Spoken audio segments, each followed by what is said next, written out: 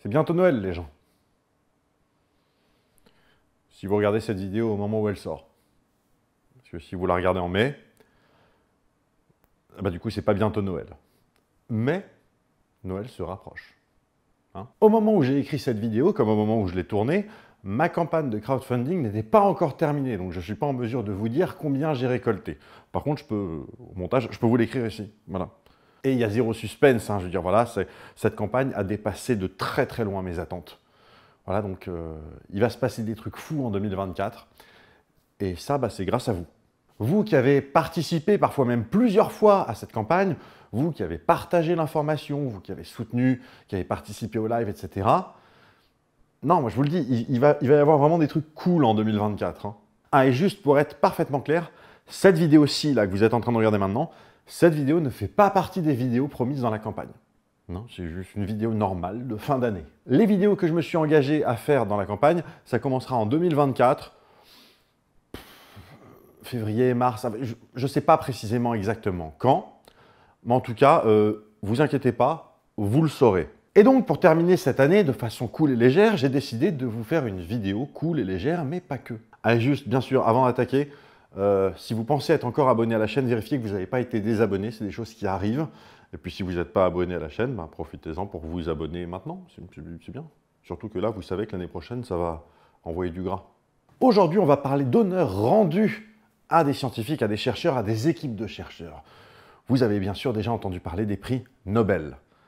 Eh bien, aujourd'hui, on va s'intéresser à un sujet plus ignoble. Aujourd'hui, enfin, on parle des prix ignobles.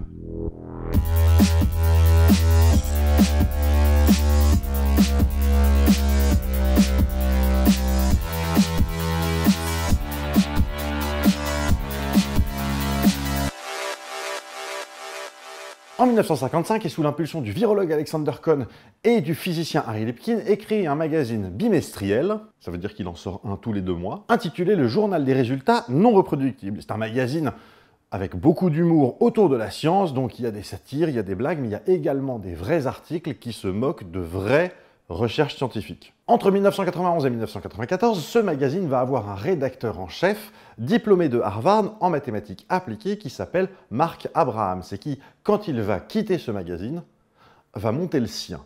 Et en 1995 sort donc un nouveau journal, également bimestriel, également humoristique autour des sujets scientifiques, enfin bref, c'est très clairement un rival du premier. Et donc ce magazine s'appelle Annales des recherches improbables, ou en anglais, Annals of Improbable Research, qu'on résume souvent sous son acronyme R. Sauf que Mark Abrahams est un petit malin, ou alors simplement c'est un truc qu'il faisait délirer parce qu'il décide de faire un truc que son prédécesseur ne faisait pas. Et c'est de ce truc-là qu'on va parler parce que c'est ce truc-là qui a rendu un peu ce magazine célèbre. Il décide, à l'instar du prix Nobel, de récompenser chaque année des équipes de chercheurs ou des scientifiques pour les recherches qu'ils font. Mais pour s'en moquer. Et il décide de les appeler les prix Ig Nobel, qu'on prononce ignoble. En anglais, ça se prononce comme ignoble. C'est un jeu de mots. Et alors, juste pour la petite histoire, les premiers prix ignoble ont été remis en 91, à l'époque où Abrahams bossait encore pour l'autre magazine. Sauf qu'à cette époque-là, les prix ignoble étaient affiliés à aucun magazine. Et ainsi donc, c'est en 1995 que les prix ignoble vont être officiellement et solennellement remis, à ce moment-là, affiliés au journal R. Et donc, depuis 1995, tous les ans, au Sanders Theater de l'université Harvard, sont remis les prix ignoble à des équipes de chercheurs qui peuvent ensuite enchaîner par une série de conférences au MIT. Exactement comme pour le prix Nobel, les prix ignoble ne récompensent pas exclusivement des disciplines scientifiques, mais on trouve également un prix ignoble de la paix et de la littérature. Un des objectifs de cet épisode, vous l'aurez compris, c'est que je vous présente quelques lauréats fameux du prix ignoble, pour qu'on s'en moque, mais pas que. Parce que un des intérêts du prix ignoble, c'est se moquer d'abord, mais réfléchir ensuite. Donc, florilège, et dans la mesure du possible, je mettrai des liens dans la description vers les publications scientifiques en question. Oui, parce que ce sont des vrais chercheurs la plupart du temps, Donc il y a des vraies publications scientifiques. Oui, parce que sinon après vous allez croire que j'invente. Alors, histoire de donner le ton, on va déjà regarder un peu ce que 1991 avait produit en termes de lauréats. Déjà, cocorico, on est content, le prix Ig Nobel de chimie est remis à un médecin et chercheur français de l'INSERM, Jacques Benveniste, ou Benveniste, je ne sais pas comment ça se prononce, pour ses travaux sur la mémoire de l'eau. Le prix Ig Nobel de l'éducation est attribué à Dan Quayle, alors vice-président des États-Unis, hein, c'était le vice-président de Bush père, et je ne peux pas m'empêcher de vous lire l'intitulé exact de son prix. J. Danforth Quayle, consommateur de temps et occupant d'espace, pour avoir démontré mieux que quiconque l'importance de recevoir une éducation scientifique. Parce que le gars est un immense teubé. Oui, parce qu'il faut savoir ce truc-là, c'est que les États-Unis n'ont pas particulièrement attendu Donald Trump pour avoir n'importe quoi à leur tête, soit dit en passant. Prix Ig Nobel de la paix Edward Teller, le père de la bombe à hydrogène, pour avoir consacré sa vie à changer le sens du mot « paix ». Voilà, donc ça c'était la première année, ça permettait de donner le ton. Maintenant on va enchaîner un petit peu sur quelques perles au cours des années. En 1992, là j'ai besoin du... Alors, je vais avoir besoin du papier pendant quasiment toute la vidéo parce qu'à chaque fois il y a des noms pas possibles, enfin ouais, vous allez voir. En 1992, l'équipe du Shiseido Research Center de Yokohama, constituée des chercheurs suivants, Kanda, Yagi, Fukuda, Nakajima, Ota et Nakata. Alors cette équipe reçoit le prix Ig Nobel de médecine pour leurs travaux sur l'élucidation des composants chimiques responsables des mauvaises odeurs de pied. Notamment, une de leurs conclusions, c'est que les gens qui pensent puer des pieds, en général puent des pieds, et les gens qui pensent ne pas puer des pieds, en général, ne puent pas des pieds. Et oui, c'est une vraie équipe de chercheurs, hein, oui, la publication, bah celle-là, bah, typiquement, elle est en lien dans la description. Voilà. David Shirley et Doug Bauer, la même année, reçoivent le prix Ig Nobel de physique. Et alors, eux, c'est un réel plaisir d'en parler, vous allez comprendre, parce qu'en fait, ce n'est pas vraiment des chercheurs. Écoutez ça. Ils reçoivent le prix Ig Nobel de physique pour leur contribution circulaire à la théorie des champs. Leur contribution circulaire à la théorie des champs. C'est les mecs qui faisaient les crop circles. En 1993, Pepsi Cola aux Philippines se voit attribuer le prix Ig Nobel de la paix pour avoir sponsorisé un concours dont le gagnant deviendrait millionnaire. Et alors celui-là, il va falloir que j'en parle un petit peu en détail parce que celui-là, il est incroyable. Parenthèse. Je ne vous apprends rien, enfin je ne pense pas. La société qui fabrique le Pepsi doit toujours plus ou moins se battre face à la concurrence de la société qui fait le Coca-Cola, qui est toujours devant. Et notamment en 1991 en Philippines, la société Pepsi décide de créer un concours, une loterie, qui s'appelle Number Fever. En gros, dans chaque bouteille, sous la capsule, il y a un numéro qui est inscrit avec un montant associé, et chaque jour à la télévision, il y a un numéro qui est tiré au sort, et puis celui qui a la capsule, eh ben, il a gagné le montant qui était marqué.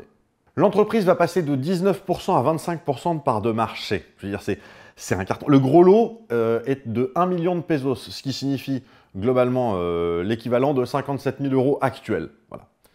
Mais je veux dire, ce concours est un carton national, à tel point que Rodolfo Salazar, alors président de Pepsi Philippines, communique sur le fait que la moitié du pays participe à ce concours et qu'il s'agit, je cite, de la campagne marketing la plus réussie au monde. Vous la sentez venir la douille ou pas encore? Le 25 mai 1991, le numéro gagnant tiré est le 349. Très bien. Qui est censé correspondre à 2 grands prix gagnants. Très bien. Sauf que voilà, il y a eu un bug. Et il y a plus de 600 000 bouteilles qui se sont retrouvées avec le numéro 349 sous la capsule.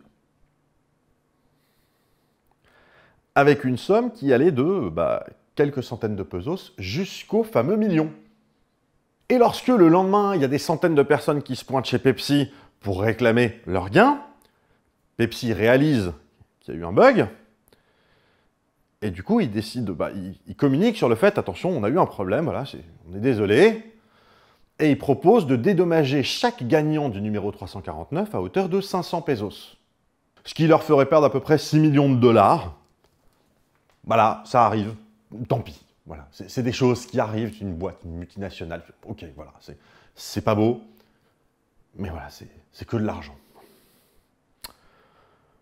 Et en même temps, je rappelle, hein, ils se sont mis à faire cartonner la marque dans tout le pays, donc à la limite, c'est presque, c'était le prix de la campagne de pub éventuellement. Voilà. Ils arrivent à s'arranger un peu avec cette idée-là, sauf que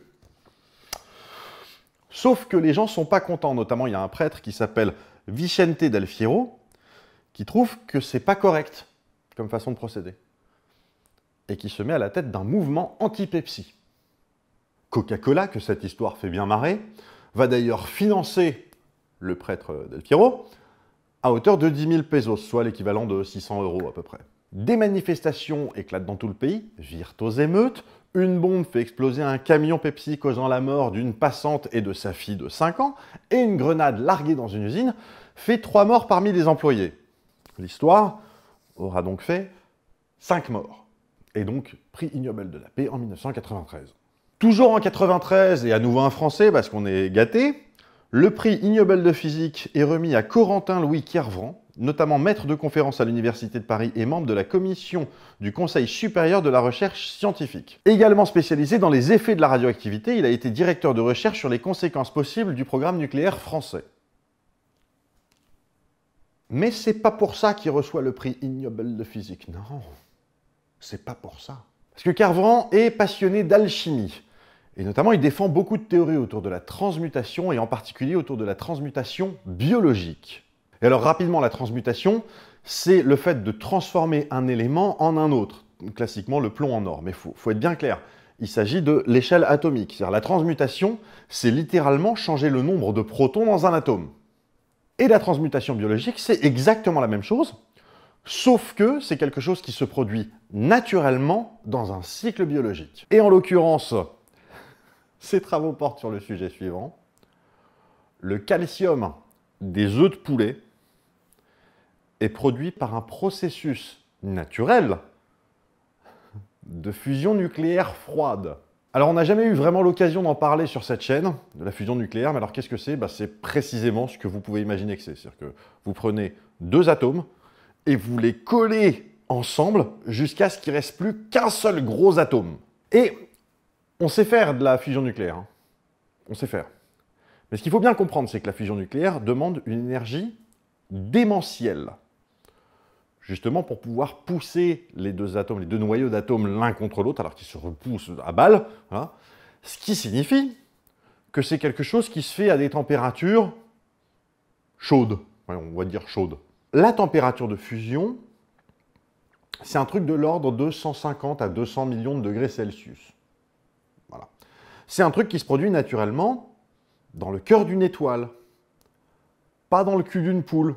La fusion nucléaire froide, c'est un petit peu le Graal des scientifiques. C'est-à-dire que si on était capable de fusionner des atomes sans avoir besoin de dépenser une énergie folle à des températures démentielles, on serait capable de produire de l'électricité pour virtuellement la planète entière avec pas grand-chose. Vous le sentez qu'on n'y est pas, ça. Donc tout ça pour dire que la fusion nucléaire froide pour fabriquer le calcium des œufs dans le cul d'une poule, c'est non. En 1994, L. Ron Hubbard, le fondateur de la scientologie, reçoit le prix Ig Nobel de littérature. Je ne m'étends pas sur le sujet, vous avez compris. En 1994 toujours, le prix Ig Nobel de médecine est remis. Alors, celui-là j'aime vraiment beaucoup, et il est remis en fait en 2 parties. La première partie est remise à un vétéran des Marines qui restait anonyme, donc on l'appelle juste le patient X, pour avoir tenté de guérir d'une morsure venimeuse de son serpent à sonnette domestique. Putain, mais rien que ça déjà. Il a tenté de guérir d'une domestique grâce à des électrochocs, en connectant à ses lèvres une bougie d'un moteur tournant à 3000 tours minute pendant 5 minutes. Ça marche pas. Voilà, spoiler, ça marche pas, c'est pas comme ça qu'on soigne les morsures de serpents. Et la deuxième partie de ce prix Ig Nobel de médecine de 1994 est remise au docteur Richard Dart et au docteur Richard Gustafson pour leur rapport médical intitulé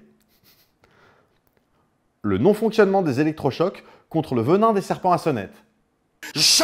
J'adore cette histoire. La même année, en mathématiques, parce que, on le sait, le prix Nobel ne concerne pas les mathématiques, mais le prix Ig Nobel est plus ouvert d'esprit. L'église baptiste du sud de l'Alabama, qui mesure mathématiquement la moralité, pour avoir estimé mathématiquement, comté par comté, dans tout l'Alabama, combien de personnes iront en enfer. Et là, vous allez me dire, Bruce, c'est pas des chercheurs, ça. Tu nous avais dit que ça concernait des chercheurs. Alors, en effet, pas toujours, mais toujours en 1994, en biologie, une équipe de 4 médecins militaires se voit décerner le prix pour une étude sur la fréquence de constipation chez les soldats américains. La publication est dans la description. Bon, on va sauter quelques années parce que sinon on y est encore demain, mais j'ai mis un lien dans la description pour avoir la liste de tous les lauréats et avec à chaque fois les liens vers les publications quand il y en a. Je vous garantis que, en fait, moi j'ai sauté des années au pif. C'est pas parce que ces années n'étaient pas intéressantes. Chaque année, il y a des trucs de fou. Tiens, par exemple, en psychologie en 2000, d'accord ? Il y a une équipe qui a reçu donc le prix Ig Nobel de psychologie. À votre avis, de qui s'agit-il? Écoutez le titre de leur étude. Incapable et inconscient de l'être. Comment la difficulté de reconnaître sa propre incompétence mène à une surévaluation de soi. Vous l'avez. David Dunning de l'université de Cornell et Justin Kruger de l'université de l'Illinois. Dunning-Kruger. C'est l'effet Dunning-Kruger. Ils ont reçu en 2000 le prix Ig Nobel de psychologie. La même année, toujours en 2000, le prix Ig Nobel de la paix est remis. Ce truc-là est tellement beau que je pourrais en pleurer. La Royal Navy, donc qui reçoit le prix, a ordonné à ses soldats de ne plus tirer d'obus de canon durant leur exercice, mais de simplement crier « bang ». Ian Christopher McManus de l'Université de Londres reçoit en 2002 le prix Ig Nobel de médecine pour sa publication « L'asymétrie scrotale des hommes dans les statues anciennes ». Scrotal, ça veut dire du scrotum. C'est le sac de burne. Voilà. Le mec a fait une étude sur l'asymétrie des burnes des mecs tout nus dans les statues de l'Antiquité. 2003, vous allez voir, est également un excellent millésime. Préparez-vous. Déjà, le prix Ig Nobel d'ingénierie, parce qu'ils ont un prix d'ingénierie, est remis à John Paul Stapp, George Nichols et Edward Murphy, pour avoir donné naissance en 1949 à la loi dite de Murphy. Il existe plein d'énoncés de la loi de Murphy, mais à la base, la loi de Murphy, c'est ça. S'il existe plusieurs façons de faire quelque chose et qu'une de ces façons est catastrophique, quelqu'un fera de cette façon. En chimie, Yukio Hirose, chercheur japonais à l'université de Kanazawa, remarque qu'il y a, dans la ville, il y a des statues de bronze un peu partout, voilà, mais il remarque qu'il y a une statue de bronze sur lesquelles les pigeons ne se posent pas pour aller chier. Une statue, voilà, il n'y a pas de fiente de pigeons dessus, puisque les pigeons ne se posent pas dessus, en fait. Et il va creuser la question, il va se rendre compte que c'est parce que la statue en question contient du gallium. C'est ça qui tient les pigeons à l'écart. Donc on est sur une vraie recherche, là. En biologie, Cornelis W. Moeliker, ou Moliker peut-être, dit Kees Moliker, biologiste et conservateur du Musée d'histoire naturelle de Rotterdam, reçoit le prix pour... Et alors juste attention, parce que pour être parfaitement transparent, il faut noter que voilà, Moliker, il dirige également le Bureau européen des annales de recherche improbable. Voilà, le magazine qui organise les prix Nobel. Voilà, c'est quand même important de le préciser, je pense. Et donc Moliker reçoit le prix de biologie pour son rapport sur la première observation scientifique de cas de nécrophilie homosexuelle, chez le colvert. Le canard, bon, on peut avancer un peu parce que sinon on y est encore demain. Juste, toujours la même année, donc en 2003 en médecine, une équipe a montré que le cerveau des taxis londoniens était plus développé que le cerveau des pas taxis. Et en multidiscipline, Celui-là, je vous le lis tel que c'est écrit parce que je pige même pas ce que ça veut dire. En multidiscipline, une équipe de Stockholm a publié une étude montrant que les poulets préfèrent les humains qui sont beaux. En physique, une équipe australienne a reçu le prix pour avoir analysé les forces nécessaires pour traîner des moutons sur diverses surfaces. Ah non, mais il y a des mecs, ils cherchent, hein. Et alors, en économie, et c'est clairement mon préféré de l'année 2003, hein, je vous ai dit, c'est une belle année 2003, voilà. En économie, le prix Ig Nobel est remis à Karl Schwerzler, et j'espère que j'ai pas mal prononcé son nom, parce que c'est quelqu'un que je respecte énormément. Donc c'est un gars qui bosse dans le tourisme, hein, mais par contre, attention, il fait pas dans le bed and breakfast à la con, lui. Hein. Non, non, non, non, non. Ah non, Schwerzler, c'est un gars qui vous donne la possibilité de louer un village. Et donc en 2003, Karl Schwerzler reçoit le prix Ig Nobel d'économie pour avoir rendu possible le fait de louer le Liechtenstein pour un mariage, une bar mitzvah, un séminaire, enfin pour ce que vous voulez. Et je dois dire que, rétrospectivement, j'ai loupé le coche avec ma campagne de crowdfunding. J'aurais dû proposer comme goal, comme objectif, qu'on organise un événement IRL, un genre de Japan Expo, si vous voulez, au Liechtenstein, mais dans tout le Liechtenstein. Ah, tu viens à mon event? Bah ouais, ok, c'est où? Au Liechtenstein. D'accord, mais précisément, c'est où? Au Liechtenstein. Non, mais quand tu dis au Liechtenstein, partout au Liechtenstein. Dans tout le Liechtenstein.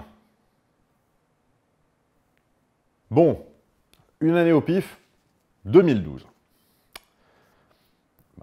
En psychologie, une étude montre que pencher la tête vers la gauche fait apparaître la tour Eiffel plus petite. En 2013, en physique, et celle-là je la trouve franchement raisonnable, il y a une équipe constituée d'Italiens, de Suisses, de Russes, de Britanniques et de Français, une équipe qui a montré que s'il y avait à la surface de la Lune un étang de flotte, eh ben, il serait physiquement possible de courir sur sa surface. Alors, donc, courir sur l'eau, sur la Lune, bah, c'est physiquement possible. Sauf que du coup, je me pose la question, parce que les prix Ig Nobel, c'est fait pour se moquer ou pas pour se moquer? Parce que du coup, c'est pas clair, en fait. Eh ben, ça dépend. Je veux dire, clairement, l'histoire là du prix Ig Nobel de la paix pour Pepsi, aux Philippines, c'était clairement ironique. C'était pour montrer que ce qu'ils avaient fait, c'était de la merde. Pareil pour Benveniste avec son histoire de mémoire de l'eau. D'ailleurs, ce qu'il faut savoir, c'est que Benveniste va avoir à nouveau le prix Ig Nobel en 98, donc il a eu en 91 et en 98. Et en 98, toujours pour ses travaux sur la mémoire de l'eau. Bah, les mecs se sont dit, il insiste, ok, ben nous aussi on insiste. Je suis tellement impatient de lire vos commentaires sur ce point précis. Et donc oui, dans ces deux cas-là que je viens d'évoquer, oui, effectivement, ces prix étaient ironiques, c'était fait pour se moquer. Sauf que dans le même temps, le prix Ig Nobel est aussi décerné à des vraies équipes de chercheurs pour des vraies études scientifiques qui ont donné lieu à de vraies publications scientifiques. Donc c'est pas pour se moquer, c'est juste que le sujet d'étude peut paraître insolite, extravagant ou complètement con. Voilà. D'ailleurs, il y a un cas particulier, on va y venir par la suite, c'est quasiment pour ce cas-là que j'ai fait cette vidéo, il y a un cas particulier qui va mettre ça en lumière de façon évidente. Mais pas tout de suite, hein. D'abord, il faut qu'on se fasse encore quelques petites pépites un peu... Vous allez voir. En 2013, en biologie et en astronomie, oui, une équipe a montré que les scarabées bousiers, quand ils spaument, bon déjà, il faut imaginer des scarabées bousiers qui spaument, hein, qui sont là, genre, bordel, mais on est où? Eh ben, ils retrouvent leur chemin en regardant la Voie lactée. Voilà. Alors, ça peut paraître étonnant, on est en droit de se poser la question de comment est-ce qu'ils en sont arrivés à cette conclusion. Parce que déjà, il faut commencer par reconnaître un scarabée bousier qui spaume, qui est là, genre... Voilà. Ensuite, il faut être capable de reconnaître quand, ça y est, il a retrouvé son chemin.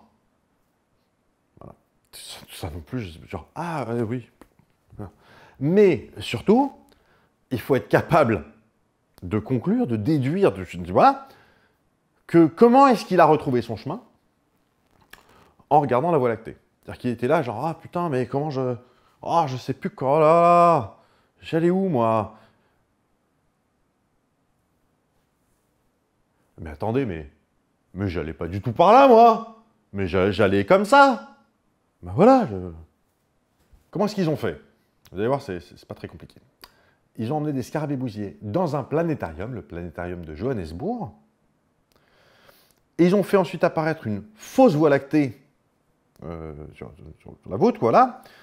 Et cette fausse voie lactée, ils pouvaient l'orienter un peu comme ils voulaient. Voilà. J'imagine. Et ils ont constaté que les bousiers, ils accordaient leur trajectoire en fonction de l'orientation de la voie lactée. Voilà, voilà. De toute façon, le lien est dans la description, voilà. Bon, sinon, vous vous rappelez Loukachenko? Un bon gars, président de la Biélorussie, un mec pas du tout énervé. Alors lui, il a reçu le prix Ig Nobel de la paix pour avoir rendu illégal le fait d'applaudir. Mais c'est pas tout. Non seulement il a rendu illégal le fait d'applaudir, mais, entre autres choses, il a fait arrêter un gars, c'est pas le seul, mais en particulier, il a fait arrêter un gars pour avoir applaudi, gars qui était manchot. En 2015, en biologie, alors encore une fois, c'est un que j'aime beaucoup, mais d'une manière générale, dès qu'on fait intervenir des poulets, moi je suis content. Une équipe de chercheurs a attaché un bâton au cul de plusieurs poulets pour étudier leur démarche. Avec, dans l'idée que la façon dont les poulets, avec un bâton qui recolle le cul, voilà, la façon dont ces poulets marchent est similaire à celle dont les dinosaures marchaient en leur temps. Comment avez-vous fait? En diagnostic médical. Alors, je ne vais pas vous dire la liste des noms, hein, juste regardez un peu la liste là, voilà, ça c'est qu'il aura fallu pour aboutir à la conclusion suivante. Il est possible de diagnostiquer l'appendicite de façon fiable en transportant le patient dans une bagnole et en le faisant passer par des dos d'âne. L'idée, voilà, c'est qu'on peut diagnostiquer l'appendicite de façon fiable en roulant sur des dos d'âne, et le patient, en fait, ça lui fait mal à l'appendice. Ah oui, je comprends qu'il y ait besoin d'être plein pour ça, quoi. En 2019, en anatomie, 2 chercheurs français en fertilité humaine. Alors attention, là on est sur des chercheurs français qui s'intéressent au sexe. Donc normalement déjà on part pas mal. Et donc ces 2 chercheurs, ils étudient la symétrie thermique du scrotum. Donc là vous vous rappelez, hein, le scrotum c'est la paire de baloches. Et donc ils vont étudier la différence de température, l'asymétrie de température entre la couille droite et la couille gauche chez des facteurs. Des facteurs de la poste. Des facteurs qui livrent le courrier. D'accord, voilà, des facteurs. Certains habillés et certains tout nus. Le lien est dans la description. Hein, voilà. Et pour finir cette liste, qui est quasiment inépuisable hein, en vrai, voilà, on va passer à l'année 2023, vu que c'est bientôt Noël. Considérez que c'est mon cadeau de Noël. Bon, déjà, en géologie, il y a un scientifique qui a expliqué scientifiquement pourquoi les scientifiques aiment lécher des cailloux. Premier degré. La bise à Valentine. En littérature, ils s'y sont mis à plusieurs pour étudier la sensation des gens qui doivent répéter le même mot plein de fois. Mais genre, plein de fois d'affilée, quoi. En fait, c'était dans le cadre de l'étude d'un truc qui s'appelle le jamais vu, qui est un peu le pendant du déjà vu. Le jamais vu, c'est la sensation que vous pouvez avoir quand, pendant un court instant, vous ne comprenez plus le sens d'un mot que, par ailleurs, vous connaissez. Genre, pendant un instant, vous l'avez plus, puis évidemment, c'est bon, je vois.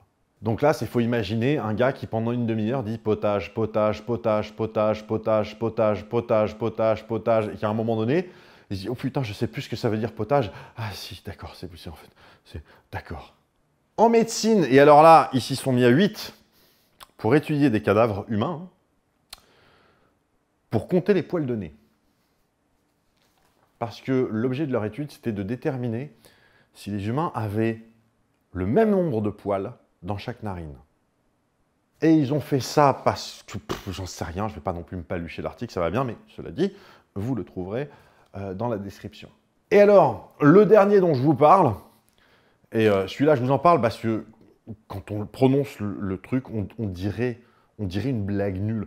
Vous savez comment des fois, je sais pas, vous trouvez qu'un truc est relou, je sais pas quoi, et qu'il y a quelqu'un qui vous dit « Ouais, et sinon, l'étude de la reproduction des hérissons en haute montagne à la pleine lune c'est ce genre de phrase teubée. Voilà. Bon, bah là c'est un vrai truc. Mais débile, pareil, vous allez voir. En physique, et je vous dis tout de suite, ne me demandez pas ce que ce truc-là vient foutre en physique. Je ne sais pas, voilà. En physique, ils s'y sont mis à 9 pour étudier l'impact sur le mélange d'eau des océans, de l'activité sexuelle, des anchois.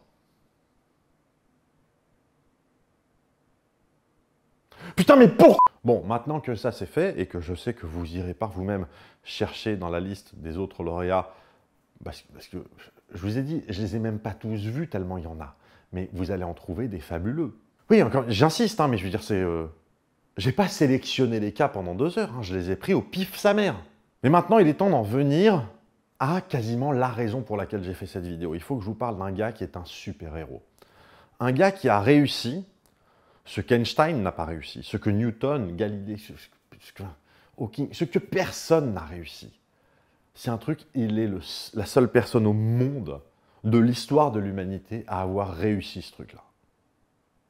Et pourtant, je suis à peu près certain que globalement, personne ne connaît son nom.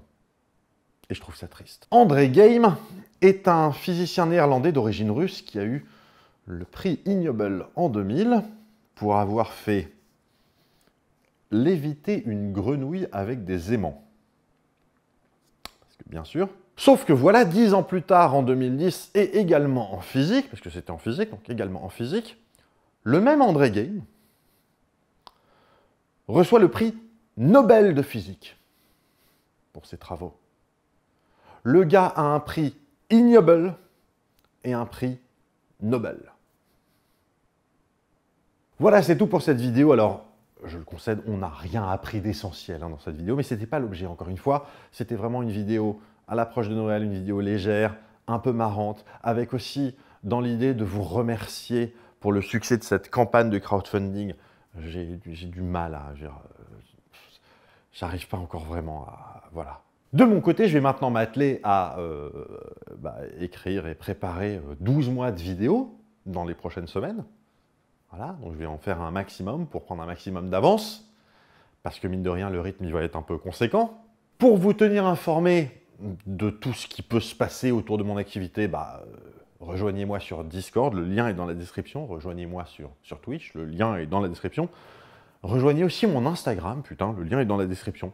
En plus, je suis pas chiant. C'est-à-dire que moi, mon Instagram, on peut pas franchement dire que je spamme les gens avec des stories en pointillé ou avec des... Voilà, je vais pas vous spammer, mais allez sur mon Instagram.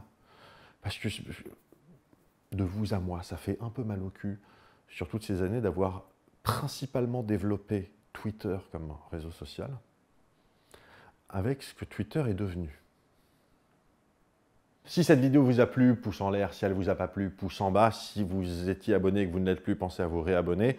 Enfin, pensez à partager aussi la vidéo, c'est crucial. Si vous avez un commentaire à faire, par exemple, sur un lauréat de prix Nobel, ou alors simplement sur les prix à venir, sur ceux de 2024, 2025, je ne sais pas, moi, si vous regardez la vidéo en 2027, il y en a eu des nouveaux depuis. Si c'est le cas, vous allez dans les commentaires.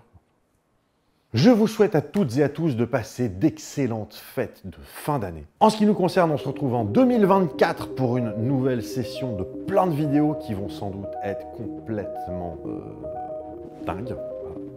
D'ici là, portez-vous bien. Et à bientôt.